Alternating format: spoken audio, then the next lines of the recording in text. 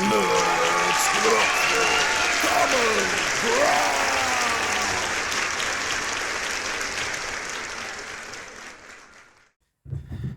Yes, people, welcome back. Coffee break with Common Ground.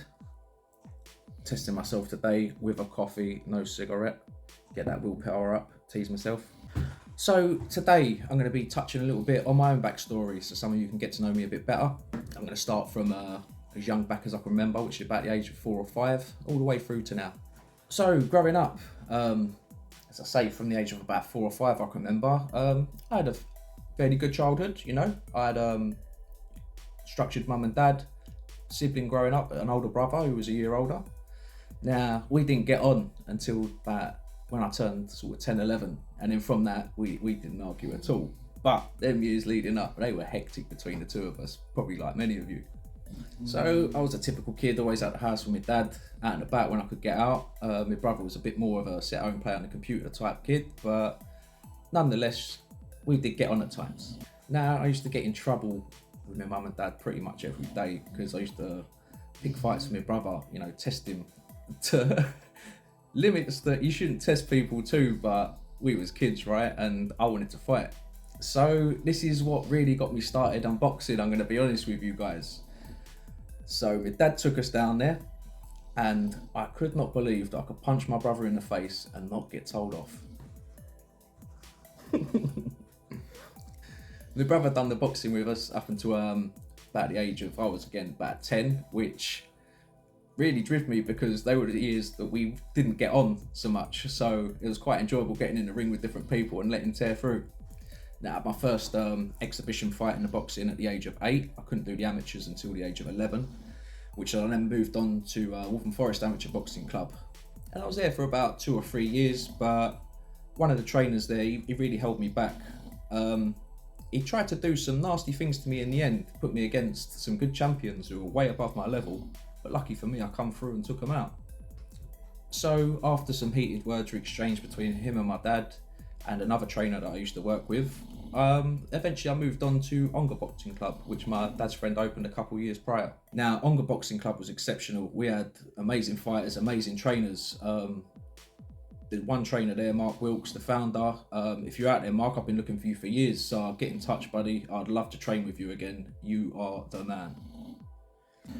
And yeah, we had, as I say, exceptional fighters down from the youths all the way up to seniors, and all different weights, sizes, you know, so there's plenty of sparring around the board for all of us. Now, as a club, we was pretty hated. I mean, we was called the Ongar Pirates because we was new and we was coming to take over, and the officials really didn't like it, especially when they had their favourite clubs. But we had a few champions and they deserved it, you know, well-deserved wins. We had some very, very good times all out as a team, you know. Unfortunately, when I hit the age of 17, the club started falling apart a bit. We lost our gym, we moved to a leisure centre, and it was never the same. This is when I really, really started losing interest, which was about 6 months after the championships as well, so it wasn't all going down too well. Right, so just skipping back a little bit there, because I've gone over quite a few years. I also used to skateboard. I used to skateboard pretty much every day with some friends out and about. We grew up together. Still in contact with a few of them. The rest of you, I hope you're all doing well, man. Love you boys. Now, school-wise, I didn't really get on too well at school. I tended to be in a lot of the upper classes, but I wasn't interested. It didn't grab me, you know. I was just there to see my friends. I did mess about, not to the extent of I was too disrespectful, but I was a class clown. So then we left school and I went into a catering job, which was in the kitchen of a carvery, and it was all right. It was quite awkward hours, very antisocial hours, so I didn't get to spend much time with my friends at this point. And I lasted about 6 months here. As I say, I was only about 16 here, so I was still doing a bit of the boxing and it was hard to shuffle the two between. So eventually I moved off to that and I jumped onto some just labouring and building work.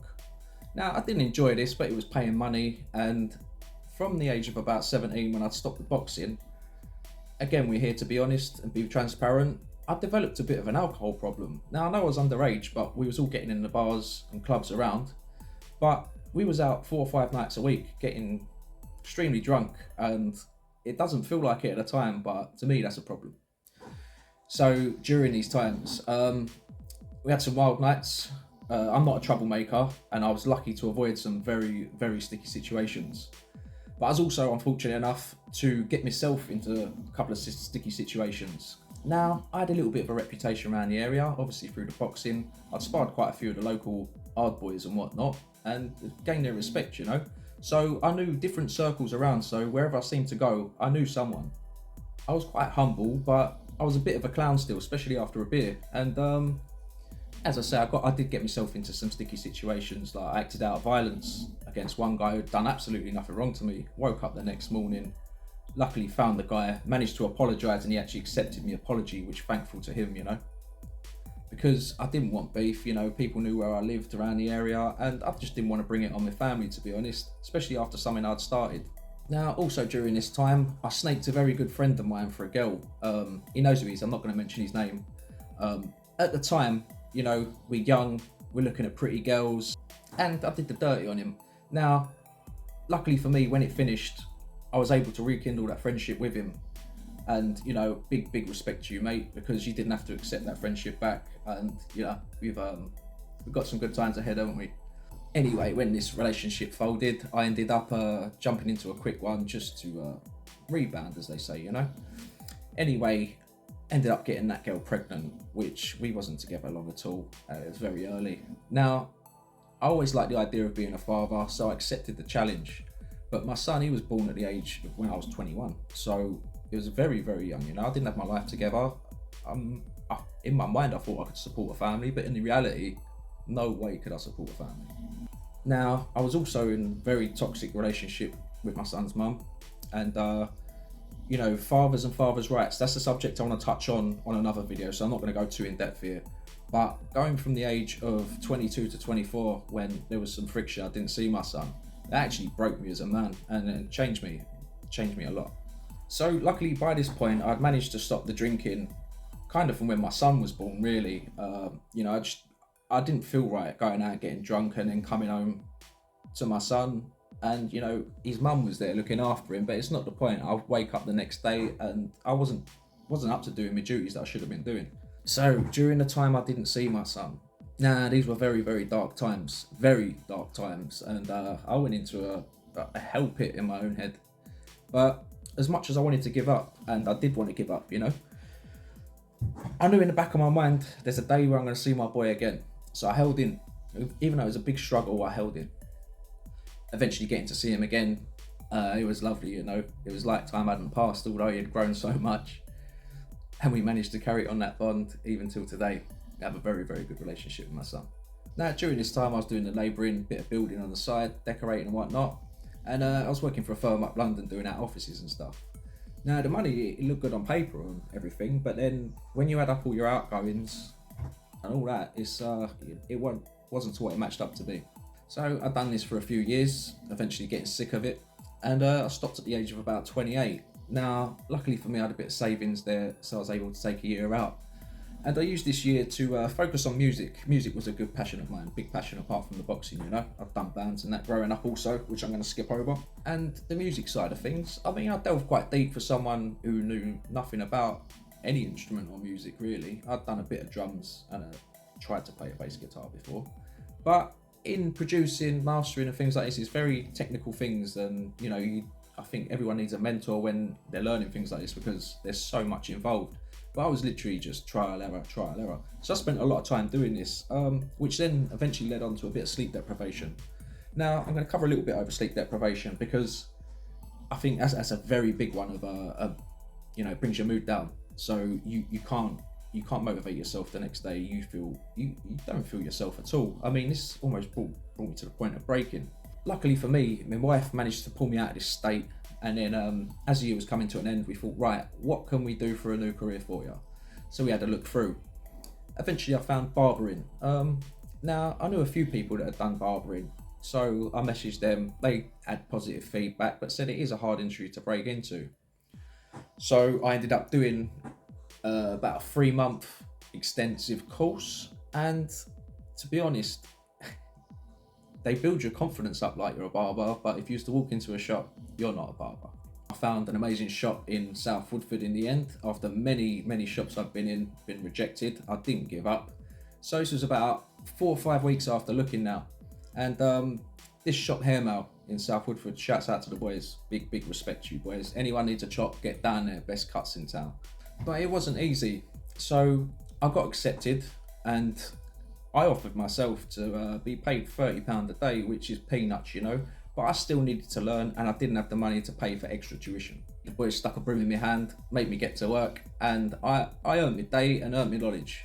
So after a little while, I earned my spot there, eventually cutting hair properly, and there were still a few cuts that I weren't confident on, but the boys showed me along the way.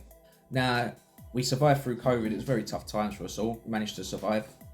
And it ended up, I spent about 3 years at the shop. Now, coming to my end at the shop, I did leave abruptly, which wasn't right. You know, I didn't let my boss know until the day I was actually, I'd left. You know, I went and collected my tools before the shop even opened. A big reason of why this happened was I had an altercation with a guy in the shop a few weeks before, wasn't happy with a cut. And what I didn't understand is the guy literally lived around the corner. Now, he could have popped in at any point and complained or maybe fix this. But instead, he come in and he sat down with the Me being me, I just thought he didn't want to talk that day, as we had some really good chats in the past. Anyway, coming to the end of the cut, he really kicked off about his last haircut. So it got into a little bit of a heated debate, but me being me, I stayed professional and I even offered to pay for his cut, you know, because I said, if you weren't happy with your service before, I'll pay for this one. Now, I'm not going to mention no names or anything, but why I mention him is because the day before I left, I'm stood there on my own because my boss had a lot going on and we had a barber on holiday. There was 3 of us there. Now, he had come in and sat down. He sat down for about 10 minutes. I had a big queue. As I say, it was only me there and it's a very good shop. And luckily for me that day, he got up and walked out. He didn't want to wait. Maybe because it was just me there. I don't know. So the next morning, I'm up early as I didn't sleep much. I had a lot on my plate. And before work, I said to my wife, I'm really not feeling today. I know this guy's coming in. And if he does, one of us is going to be leaving hurt. Now, for me, this is very unlike me because I'm a very good controller of my emotions, very good controller mentally up here. And for me to break, it doesn't happen very often at all. But I just couldn't let go the disrespect this guy had shown me in the past, you know, and knowing we're going to come face to face, it obviously was going to be awkward. Now, I mention this because I did have a lot on my plate leading up to this and I wasn't able to talk about it to many people.